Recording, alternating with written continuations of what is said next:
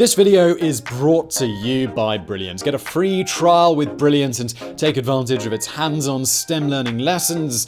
More on them in a little bit.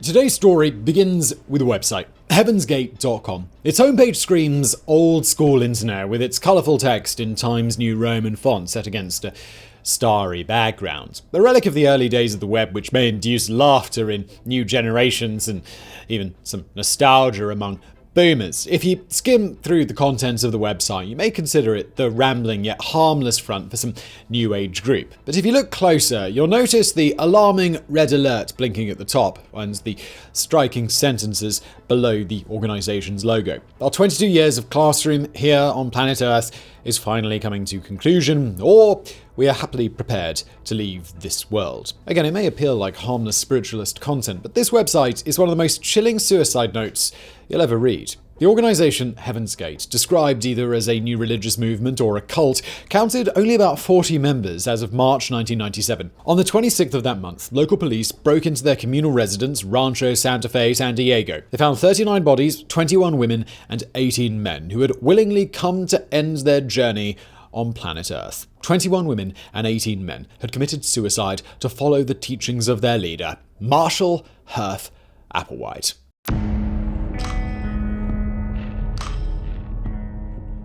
Marshall F. Applewhite was born on May 17, 1931 in Spur, Texas, one of 4 siblings born in a loving family. His father, Marshall Sr., was a Presbyterian minister who moved his family every few years, founding a number of churches around South Texas. During this nomadic existence, Hearth developed a passion for music, and especially for singing. At the same time, he yearned to follow in his father's footsteps. After graduating from high school in 1948, Hearth enrolled in Austin College in Sherman, Texas, with the intention of becoming a minister himself. It's common for future cult leaders to display signs of malignant narcissism from their early years, but this was not the case with Hearth Applewhite. His former roommate stated that Hearth was smart, popular, extroverted, magnetic, without being pushy. He also commented that Applewhite did not show any fanatically religious tendencies, dedicating equal amounts of time and energy to theology, pre-Christian philosophy, and choral music. After graduating from Austin, Applewhite enrolled at the Union Theological Seminary of Virginia in Richmond. After 3 years of further studies, he would be ordained a Presbyterian minister. But after his first seminar, Hearth dropped out of school to pursue a career in music, even if still tied to a religious environment. He moved to Gastonia, North Carolina, to take a post as a director of music at the local First Presbyterian Church. By this time, Applewhite had married Ann Pierce, and both of them left only fond memories amongst the Gastonia congregation. Colleagues in the music department remembered Hearth as a strong but personable leader, so another confirmation of Applewhite's undeniable charisma and leadership skills. Unfortunately, only 2 years later, the Applewhites had to forcibly leave Gastonia when Hearth was drafted into the army. They relocated first to Salzburg, Austria, and then to White Sands, New Mexico, where he served as an instructor for the Signal Corps. This is the first divergence point in Marshall Applewhite's biographical accounts. According to some sources, he served well and received an honorable discharge in 1956. But according to other accounts, he was dishonorably discharged on charges of alleged homosexual activity with a recruit. During the 1960s, the Applewhites moved around the state, changing a number of jobs frequently connected to music. According to his own CV, Marshall Applewhite worked as a cantorial soloist in a Houston temple, as a singer and conductor in cultural and commercial music in New York, before perfecting his singing studies in Germany. In 1964, Marshall's singing career was in full swing. He was signed up by the Houston Grand Opera, with which he sang 10 major roles. In a production of Faust, he even performed alongside tenor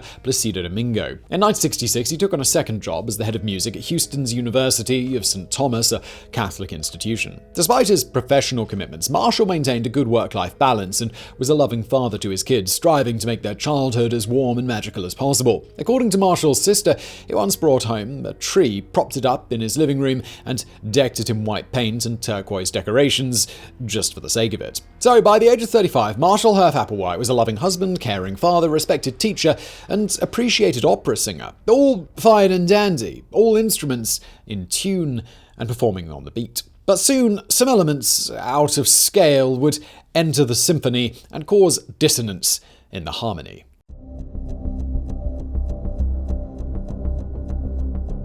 The turning point in the life of Marshall Heath Applewhite was his first encounter with Bonnie Nettles sometime in 1972. A nurse by trade, she had a strong interest in occultism. In 1966, she had joined the Houston Lodge of the Theosophical Society and later enrolled into a group dedicated to channeling non-corporeal entities. She frequently claimed being in touch with one of these such entities, a disembodied 19th century monk named Brother Francis. And apparently Brother Francis guided and influenced her decisions on a regular basis. So, how did the two meet? Well, also here, we have not one, but two divergence points, which makes their love story all the more unconventional. According to some sources close to Heaven's Gate, Marshall first met Bonnie while tutoring her daughter as a music teacher. Both Applewhite and Nettles were heading towards the end of their respective marriages, and so they grew very close. Their friendship eventually developed into a romantic relationship, even if one of a very peculiar kind, and we'll get into that in a bit. Another version of the fateful encounter was told by Marshall's sister, Louise Winant. According to her, in 1972, Marshall was hospitalized in Houston with a heart blockage. The condition was so serious that he had a near-death experience. Upon recovery, Marshall befriended one of the nurses, who told him that he had a purpose, that God kept him alive. That nurse was Bonnie Nettles. The third and final version of the event may be the one closest to the truth and relates to what later emerged about Marshall's troubled sexuality. In this reality continuum, we have to go back to 1970. At this time, Applewhite was fired from the University of St. Thomas. Administrators had learned that Marshall was in a relationship with a male student, and so they dismissed him for health problems of an emotional nature. The firing led to deep feelings of shame, then depression. Apparently, Applewhite started hearing voices around him. This deterioration in mental health led him to check into a psychiatric hospital in 1971, where he asked to be cured of his homosexuality, which, by the way, was considered a mental disorder by the American Psychiatric Association until 1974. It was while in psychiatric care that Marshall first met Bonnie. When they first bonded, she started calling him Beau, and he referred to her as Peep. Peep introduced Beau to occultism, acting as a sort of gateway figure into anything that belonged to the supernatural sphere, disembodied souls, UFOs, different planes of existence, etc. Yet all of Peep's teachings were grounded in Christianity. In fact, in 1971, the two formed a partnership called the Christian Arts Center, where they offered classes in religion, art, and music. Only later was the center rebranded as the No Place, and occult teachings became more prominent. Marshall's sister, Louise, remembers how this partnership was not exactly formed on a reciprocal basis. Sure, Peep always considered the two of them co-leaders of the No Place, but Beau introduced his partner as the senior leader, acknowledging her more advanced spiritual knowledge. After all, Peep was the teacher, Beau was the learner. Peep was the recruiter, Beau the proselyte. And a very enthusiastic one at that. At the time, Beau Applewhite was still working in a theatre group in Houston. One of his colleagues was Patsy Swayze, mother of actor Patrick Swayze. She recalled how her usually level-headed co-star had suddenly started to act strangely, talking about UFOs and preaching this strange religion. That's right, Beau and Peep had created their own new religious movement, or cult, depending on the point of view. In 1974, Beau and Peep changed their names to Doe and T. They began an evangelical journey to preach their new gospel. By this time, the two had become an item, of course, but their relationship, even if romantic, was always platonic. It appears that after his stint in psychiatric care, Doe had completely renounced sexuality, and this suited T, well, to a T. Both admitted not having the slightest physical attraction to each other, and even later incorporated abstention from sex as one of their cult's tenets. At some point after the start of their liaison, Doe even had himself castrated. It sounds like "thou shalt not fornicate" was one of their commandments, but the same did not apply to "thou shalt not steal." In fact, while touring Texas, Doe and T were arrested in Harlingen for credit card fraud. The charges were dropped, but police found that Applewhite was also wanted for car theft. He had rented a vehicle in St. Louis and never returned it. So, T got away scot-free, while Doe spent 6 months in prison. Soon after his release, Doe and T cut off ties with their respective families. Marshall visited his sister Louise in Dallas one last time. Louise had realized that her brother had become a different person in the span of just a couple of years and remarked, "What's the matter with you? That's not the real you." He replied, "You just don't know the real me." Now, we'll get back to today's video in just a moment, but first, here's a quick word from today's video sponsor, Brilliant. There's no better way to learn than by working through problems yourself, and Brilliant provides you exactly that opportunity. Brilliant's a new learning platform that lets you tackle new maths, science, and computer science concepts in fun, hands-on ways. For example, if you ever wanted to learn how computer programming works, but were put off or intimidated by opaque coding language, well, Brilliant can help you learn how to program without having to dig deep through the weeds of coding syntax. That's thanks to fun, interactive challenges. Brilliant users can shift around blocks of pseudocode, then get immediate feedback on their results. On Brilliant, it's not about memorizing or regurgitating facts for a test. You can just pick a course you're interested in and get started. Feeling stuck? Afraid you made a mistake? That's never an issue here. You can read the explanation to find out more and learn at your own pace. As the holiday season arrives, remember that Brilliant makes an amazing gift for any of the ambitious learners in your life, whether it's an inquisitive niece, an all-knowing parent, or the neighbor who already seems to have everything. I know your curious loved ones from every age group will be excited to jump into Brilliant's interactive learning approach. Right now, the first 200 viewers who head to the link in the description below will get 20% off Brilliant's annual premium subscription for yourself or someone else. Definitely a good time to check out Brilliant. And now let's get back to today's video.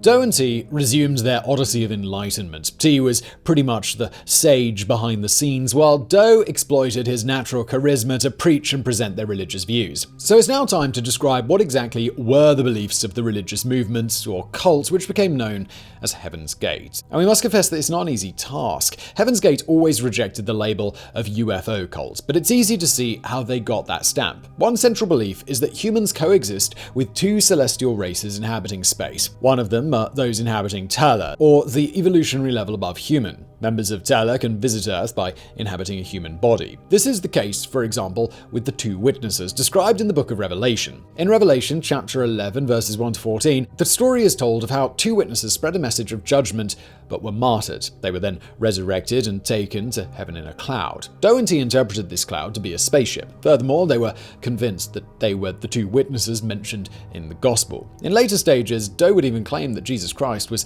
a being from TELAH who had accepted death so that he could return to a higher level of existence on a spacecraft. That being then returned to Earth after 2,000 years, inhabiting the body of, well, you guessed it, Marshall Applewhite. The other celestial races were so-called Luciferians, or fallen angels, followers of Satan. They were expelled from TELAH and have plunged into Earth, inhabiting human bodies. These Luciferian human hybrids are responsible for ruining the planet, and any opposition to the truth professed by Heaven's Gate comes from them, of course. The other central tenet is that every human body is merely a shell for an asexual soul. This soul can be liberated from its earthly bounds and find salvation in outer space, thus reaching TELAH. In his initial teachings, Doe preached that the soul could reach the next level only while the body was still intact. But we'll see a bit later how he contradicted himself.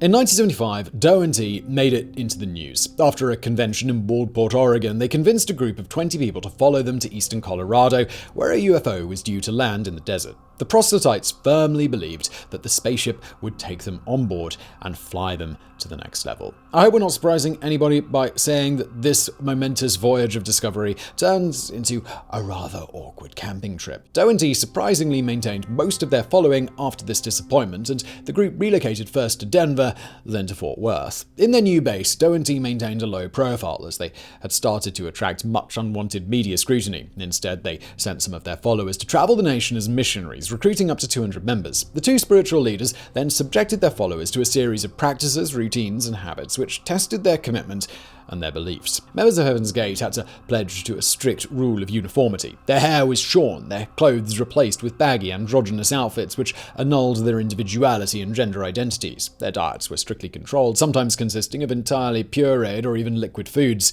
Drinking, smoking, drugs, all was strictly forbidden. But the strictest set of restrictions concerned sex. Doe and T demanded from their acolytes to lead entirely celibate lives. No sex among each other, let alone outsiders. Sexual abstinence was such an integral part of their lifestyle that following Doe's example, many male members decided to let go of, well, their members. Yes, we're talking about elective castration. Unsurprisingly, such a strict lifestyle alienated many followers, but that did not worry Doe too much as long as he had T by his side. Little did he know that she too would soon leave him behind. In the early 1980s, Bonnie Nettles was diagnosed with late-stage cancer. In 1983, the disease spread so badly that she had to have one eye removed. But the tumour continued to progress and she developed metastases in her liver. There wasn't much that could be done, and she died in June of 1985. Applewhite, until now, had followed Bonnie's guidance. Now, he was on his own, and he had to improvise. He had been teaching that only the living would have been taken aboard a spaceship and onto the higher level. How could he justify Bonnie's death to his most loyal worshippers? He simply modified Heaven's Gate theology. The human soul was an immortal essence which could detach itself from the mortal body and travel to the next level, where it would be reincarnated into another corporeal vessel. T had been the first to go, to prepare a place for the rest of them. By the late 1980s, Applewhite had resumed his recruiting efforts, adding a new apocalyptic element to his credo. Applewhite's take on the end of days was later documented in a series of speeches which he circulated on videotape and public access TV announcements. In these talks, Doe warns that our planet was about to be recycled, refurbished, started over. At the end of the age, the planet is wiped clean, refurbished, rejuvenated. The mess that the humans have made of it during this civilization is cleaned up. And he prophesies that the only ones who survive the recycling are the ones who want to leave.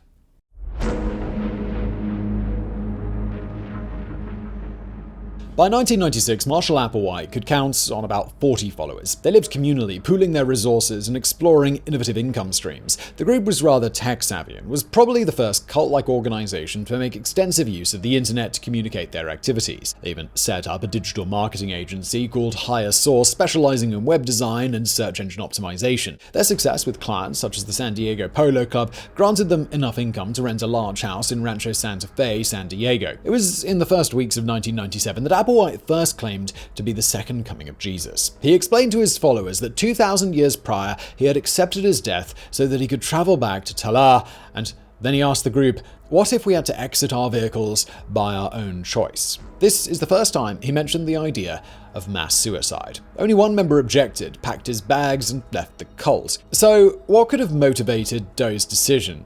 Probably it was the appearance of the comet Hale-Bopp. Heaven's Gate saw this as a sign, a portent. Applewhite spread the idea that another celestial object, a spacecraft, was following in its wake. This was the signal that the members were ready to leave their bodies and board the spacecraft, where T was waiting for a crew of higher beings. Then what could have motivated 38 of Doe's followers to yield to his decision? Unlike Jim Jones and the People's Temple, the cult was under neither external threat nor internal violent cohesion. Early explanations from popular media have attributed the act to Applewhite brainwashing his followers, but academic writers studying new religious movements, such as Professor George Carsides, have long dismissed the concept of brainwashing, referring to charismatic leadership instead. According to this principle, charisma is something negotiated between leaders and followers. Those who chose to follow the leader choose to do so on their own volition, because they agree with his or her teachings. As time moves on, the demands of the leader may be met with approval or disapproval by some members. That is what happened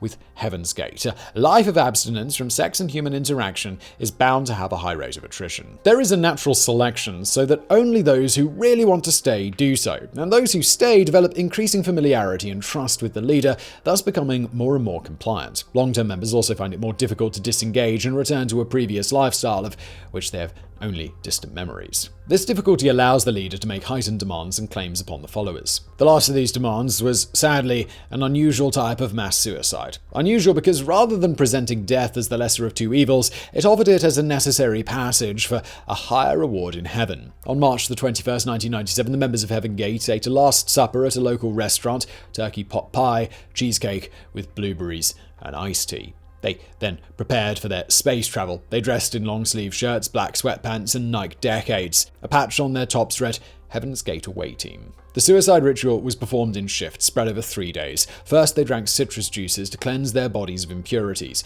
Then they downed a lethal dose of phenobarbital, some mixed with applesauce, some with vodka. Then they fastened plastic bags over their head to induce asphyxiation. One by one, all 39 awaited death and an ascent to a spaceship that had sailed only through the cosmos of Applewhite's darkened mind. The death toll was not complete, though. Even after Jesus reincarnate, Marshall Doe Applewhite was no longer among them. 2 further members felt compelled to fulfill his wishes. They attempted a copycat suicide in a hotel room, and one of them died immediately. The survivor committed his next attempt in February 1998, killing himself in the Arizona desert. This marked the end of Heaven's Gate, one of the most puzzling and shocking cults of the later years of the 20th century. Or was it really the end? Apparently, 2 individuals who identified themselves as Mark and Sarah King, aka the TELAH Foundation, have been keeping alive the message of Doe on social media and have even provided copies of Applewhite's videotapes on request. In Reddit interviews, they claimed that Doe and the 38 who departed had left them behind on purpose.